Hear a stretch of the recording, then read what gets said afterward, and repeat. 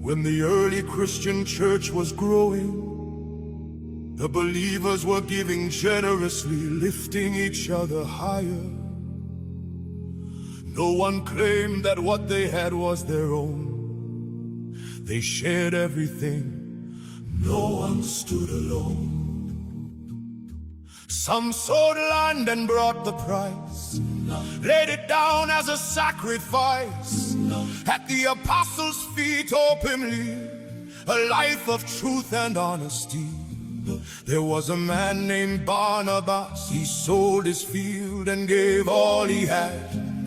No pretense, no hidden part, just a sincere and willing heart. But there was a man named Ananias, with Sapphira, his wife, beside him. They sold a piece of property too, but kept back part, though they both knew.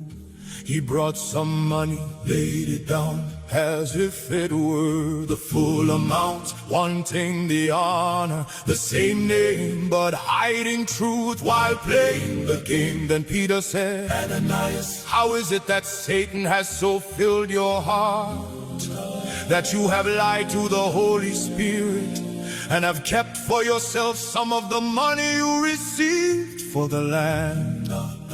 Didn't it belong to you before it was sold? And after it was sold, wasn't the money at your disposal? What made you think of doing such a thing? You have not lied just to human beings, but to God. When Ananias heard this, he fell down and died right there on the spot. No place to hide, and great fear came upon all who heard. Every heart was shaken by what occurred. Then some young men came, wrapped him up, carried him out. No delay, no stop, took him away to be buried that day. A silent warning that would not fade away. About 3 hours later, his wife came in, not knowing what had just happened to him. Peter asked her, tell me, is this the price you and Ananias received for the land? She said, yes, that is the price. Standing firm in the same disguise, then Peter said, how could you conspire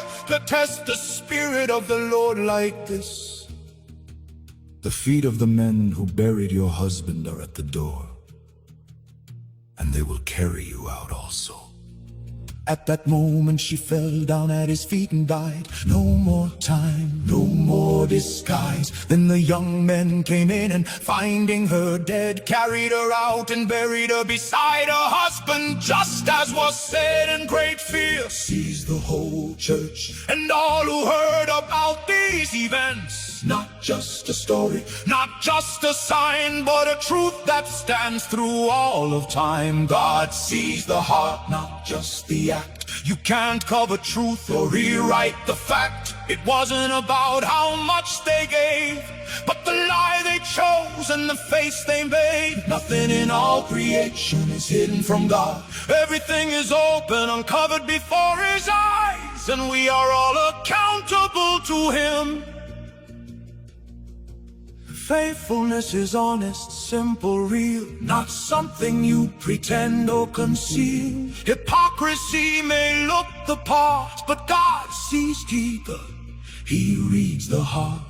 Sin is serious, not a game. You can't hide it behind a name. God is holy, just and true, and what you bring must come from you. So don't pretend, don't live a lie, don't wear a mask to get by. Bring what's real, bring what's true. That's what God is asking from you. Walk in truth, even if it's small. Honest hearts, that's what He calls. You don't need to impress the crowd. Just stand before Him, real and bowed. Nothing hidden, nothing unknown. Every secret already shown. Walk in truth, don't live a lie. God sees all, don't wonder why. Nothing hidden, nothing hidden.